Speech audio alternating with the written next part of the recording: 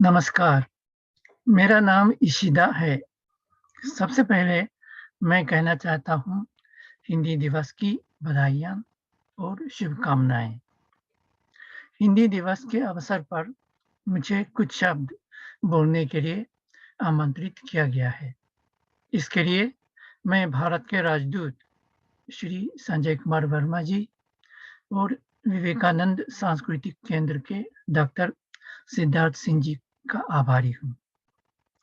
मेरा विषय है स्वतंत्र भारत और हिंदी साहित्य। सर्वविदित है कि कई दशकों के संघर्षों के बाद भारत 1947 में स्वतंत्र हुआ था।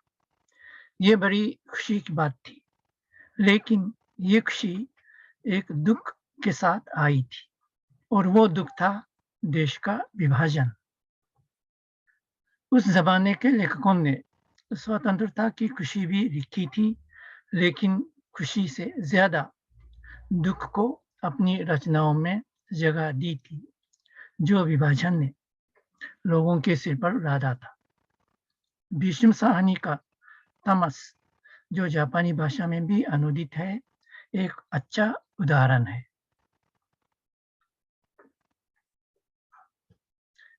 लेकिन लेखकों ने तमाम सारे दुखों के पीछे से मानवता की किरणों को चमकते भी देखा था। हिंदुओं ने मुसलमानों को बचाया था, तो मुसलमानों ने भी हिंदुओं और सिखों को बचाया था। अज्ञेय का बदला, चंद्रगुप्त विद्यालंकार का मास्टर साहब आदि इसके उदाहरण हैं। स्वतंत्रता की खुशियां कुछ सालों में धीरे धीरे निराशा में बदलने लगी थी। इसको चित्रित किया था नई कहानी ने, जो स्वतंत्रता के बाद हिंदी कथा साहित्य में आया पहला साहित्यिक आंदोलन था। कमलेश्वर की खोई हुई दिशाएं उस जमाने के माहौल को व्यक्त करने वाला एक अच्छा उदाहरण है। फिर भी ऐसे निराशा भरे माहौल में भी लेखक नए जमाने के अंकुरों को पकड़ लेते थे। मोहन राकेश ने नए बादल में नए विचार के नौजवानों को चित्रित करके पुरानी पीढ़ी के दकियानुसी खोखलेपन को दिखाया था। यशपाल ने झूठा सच में नेहरू सरकार की पंचवर्षीय योजना के योजनाकार के साथ समाज सेवा में अग्रसर सुशिक्षित नायिका की शादी से समाजवाद के सपने को देश के भविष्य के रूप में दिखाया था। दूसरी ओर रेणु ने महिला आंचल आदि आंचलिक साहित्य से बदलते ग्राम समाज को दिखाया। सन 60 के दशक में कई साहित्यिक आंदोलन आए थे। उनमें महीप सिंह के चलाए सचेतन कहानी ने जीवन के सकारात्मक पहलू को देखने की कोशिश की थी। कमलेश्वर ने समांतर साहित्य के नाम से एक आंदोलन चलाया, जिसमें आम आदमी के दृष्टिकोण से यथार्थ को समझने की कोशिश की गई।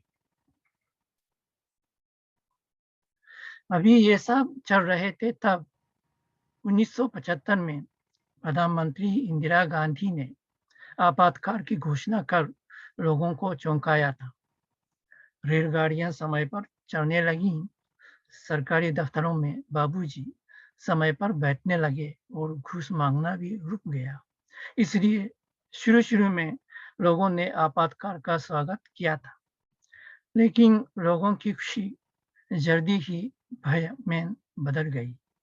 लोग सरकारी आदेशों को चुपचाप मानने पर मजबूर हो गए। विरोध की आवाज उठाने वालों को पकड़ा गया था या भागकर भूमिगत होना पड़ा। साहित्यकार भी चुप से हो गए। जब आपातकाल समाप्त हुआ, साहित्यकारों को राजनीति और साहित्य के संबंधों पर फिर से विचार करना पड़ा। प्रगतिशील लेखक संघ विभाजित हुआ और जनवादी लेखक संघ का जन्म हुआ। लेकिन अब साहित्य का आंदोलन लगभग खत्म हो गया। राजनीति में कांग्रेस कमजोर हो गई। टीवी ने रामायण की सफलता के बाद पौराणिक कथाएं दिखाना शुरू किया। धर्मनिरपेक्षता पर आधारित मान्यताएं धुंधली सी होने लगी और भारतीय जनता पार्टी नई राजनीतिक ताकत के रूप में उभर आई। 90 का दशक शुरू होते ही दो बड़ी घटनाएं हुई जिन्होंने भारतीय समाज को धक्का देकर आमूल परिवर्तन दिलाया। पहली घटना थी वीपी सिंह सरकार द्वारा मंडल आयोग रिपोर्ट को स्वीकृति देने की घोषणा। इस घटना ने आरक्षण के मुद्दे को नए मंच पर खड़ा किया और जाति व्यवस्था पर आधारित भारतीय समाज की हलचल को नया आयाम प्रदान किया। दूसरी घटना थी अर्थव्यवस्था का उदारीकरण और अंतरराष्ट्रीयकरण। इस परिवर्तन ने बहुत बड़ी संख्या में मिडिल क्लास को पैदा किया। इन परिवर्तनों के आधार पर हिंदी साहित्य में नई लहरें आई हैं। वे हैं हिंदी दलित साहित्य और स्त्री विमर्श का साहित्य। फिर नई शताब्दी ने तीसरा परिवर्तन दिलाया, वो है सूचना प्रौद्योगिकी। इसने हिंदी लेखकों को एकदम नई दुनिया खोलकर दे दी। अब लेखक किसी प्रकाशक के अधीन रहने पर मजबूर नहीं है। उसे जब भी अपना विचार व्यक्त करना हो तो सोशल नेटवर्क के तरह तरह के साधन मिलते हैं। साहित्य जगत में अब कोई आंदोलन नहीं है। कोई भी लेखक अपने विचार या भावना को अपनी मर्जी से बिना किसी दबाव के व्यक्त करने को आजाद है। यूं ये स्थिति एक तरह की केओस अराजकता दिखाई देगी, लेकिन ऐसा नहीं है। ये स्थिति समाज में जब समृद्धि होगी, उदारता होगी, हर एक व्यक्ति दूसरे के व्यक्ति भावना और अधिकार को सम्मान देगा, तभी संभव होती है। भारत अब दुनिया के सबसे ताकतवर देशों में गिनाया जाता है। देश की असली ताकत जनता की ताकत है। जनता की ताकत उसके साहित्य पर प्रतिबिंबित होती है और साहित्य की ताकत लेखक की आजादी पर निर्भर करती है। मैं आशा करता हूं और विश्वास भी करता हूं कि अब भारत ऐसा देश बनने को अग्रसर है जिसका साहित्य जनता को जिंदगी की खुशी और ताकत देगा और जनता देश को समृद्ध करेगी। धन्यवाद।